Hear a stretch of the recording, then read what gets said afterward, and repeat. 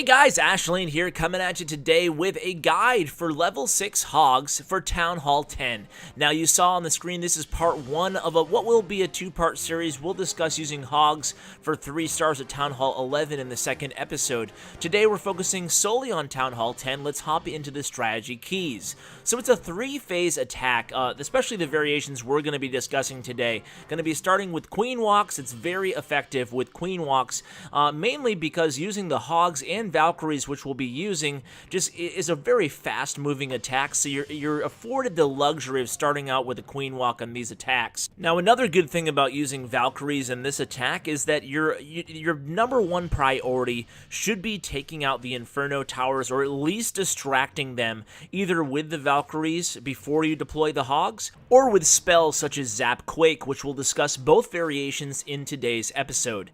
And then lastly, it's a perfect complement to the Valkyrie attack. Why? Just beyond the fact that the Valkyries are very fast moving, but Valkyries oftentimes they hit kind of a roadblock, especially against these anti-3-star bases, where you can't necessarily always open up the entire base using 3 jump spells or Earthquake and 1 jump spell. So when the Valkyries start to die out, that's when the Hogs make a perfect complement to the attack. So let's hop right into it here. All of these replays are going to be from the clan War Whales. They all did this attack strategy at Town Hall 10, and I think not only our clan, but also all my viewers can learn a lot of strategy basics from them, so huge shout out to them again. So you can see Captain Awesome here is going to go ahead and start his Queen Walk. And I tell you what, you guys are in for a real treat of a raid here, because he does a great job establishing the funnel here. He's going to deploy the Valkyries and the Golem up north a little bit, and this Queen is actually going to take out this compartment here, and then she's going to move her way, make her way south. And you can see the defensive concentration towards the south of this base is very light, very low.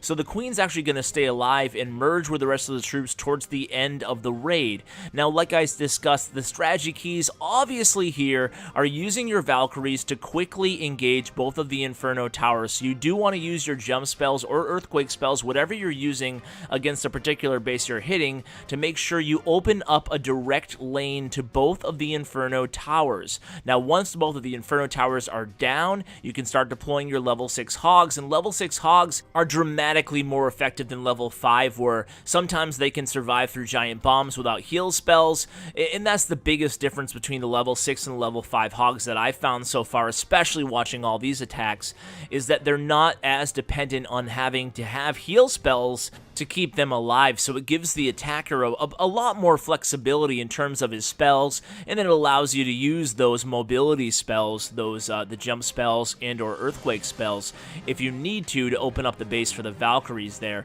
And we're going to see another variation, as I mentioned earlier, where we use the Zap Quake method to take out one of the Inferno Towers, because it's very difficult on the base that we'll see to actually access both of the Inferno Towers and move the Hogs around them. So let's go ahead and put that replay on so you can see, get an idea for when you might want to use this strategy. So see the Inferno Towers on this base.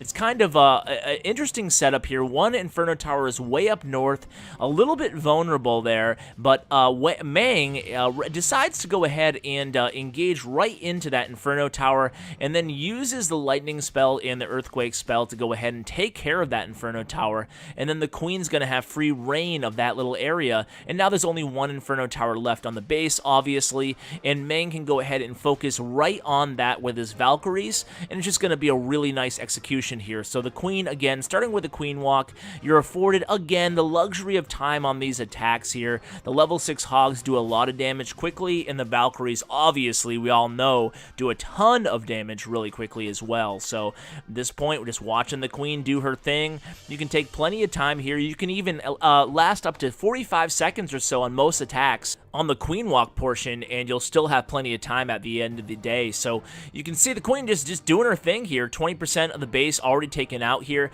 He's going to be patient, going to take out the clan castle as well using a poison spell. Things are just looking really nice and solid here for Mang so far, and things seem to be going according to plan as well. So you can tell where he's going to hit the base with the Golem here in the Valkyries, and it's going to be right into that other Inferno Tower. He has 2 Golems, one in the clan castle here, there. Gonna use a nice spread of wizards here to set up the funnel, use some wall breakers to bust through that outer perimeter wall. And you'll notice he still has 2 jump spells left here, so he was able to take out the Inferno Tower with the Zapquake, taking the 2 jump spells for mobility after that. And he's going to use the jump spells as soon as the troops get into the center here. He's going to go ahead and use it to as soon as he takes down the Queen, to help open up a path to that remaining Inferno Tower. And then he's going to surgically deploy the level 6 Hogs, starting at 6 o'clock, and he's using wizards deployed immediately after the Hogs. That's pretty obvious because the Hogs are taking out all the defensive units there, so the wizards will stay alive, and he's getting that DPS on the board sooner rather than later, which is a great strategy there. So you can see the attack's still going pretty strong in the center of the base here with the kill squad. There was not that many Valkyries in this attack because he opted to bring more Hogs, and you can see deploying the Hogs, like I said, surgically here. No heal spell on the Hogs because he opted for the jump spells, and the King's still doing his thing. The Queen is at full health with the healers on the Queen, and that's the beautiful thing about the Queen Walk, is you're relying on your Queen at the start of the raid to take out, like in this case, about 20% of the base or more and the clan castle, and then you're relying heavily on the Queen at the end of the raid to be your major cleanup duty unit on the board. So the Hogs doing their thing here, a few left alive. The King is alive. The healers have conveniently switched to the King, but it doesn't really matter because there's no defensive units left on the board at this time. The Hogs did all the heavy lifting there, as well as the Queen. Very nice attack there, and this will be the 3rd and final replay of today's episode. Again, starting with the Queen Walk. We already talked about it. The Queen Walk is such an effective way to start any attack, really, especially these fast-moving Valkyrie attacks. Again, establishing the funnel on both sides, this time flanking the Queen, using a wizard on each side to make sure the Queen goes directly towards that clan castle to engage it and take it out before the second phase of the attack starts. So we talk about 3-phase attacks. Phase 1 on these attacks is obviously the Queen Walk. After the Queen's done doing her thing, we go ahead and start phase 2, which is the GoVaHo portion of the GoVaHo, and then the Hogs will be phase 3, obviously.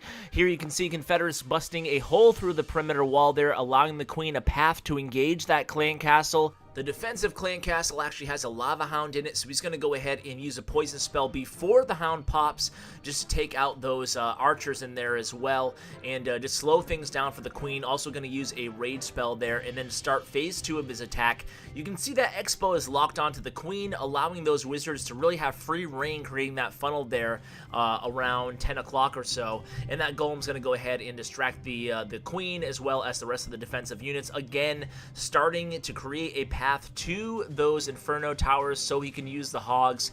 Now it's important to note he does have more max Hogs, all max Hogs in fact, in the clan castle, so altogether we have 13 Hogs used in this raid, and he's going to go ahead and just simply, like I said, just as soon as that second Inferno Tower is down, he's going to start deploying the Hogs. You can see them already around on that mortar right now, and the rest of the Hogs will be deployed around 3 o'clock, and then the clan castle around 2 o'clock, just merging with the rest of the troops there. And this is what I said in the beginning of the episode. This is why Hogs, especially level 6 Hogs, complement the Valkyries so well, because as soon as you're running out of space for the Valkyries to move, and that's where they get bogged down by the walls halfway through these raids, that's when the Hogs come into play, surgically deployed, taking out all the surrounding defensive units, allowing your Valkyries to stay alive, and then it's just a matter of cleanup, and that's why this attack is so effective. So guys, I hope you enjoyed today's episode. It was, you know, these are really impressive attacks, but if you can get, they look complex, but if you can get the basics down, you can actually, you know, when you think about it, it's still a 1, 2, 3 step attack strategy. You start with the Queen Walk, and then you just direct your Valkyries and Golem into the Inferno Towers, and then you just surgically deploy the Hog around the edges when your Valks hit those roadblocks. So guys, thanks so much for watching. Hope you learned a thing or two, and as always, take care, guys. We don't play for fame, we don't play for cash. We just play for the glory and the crash of the ash.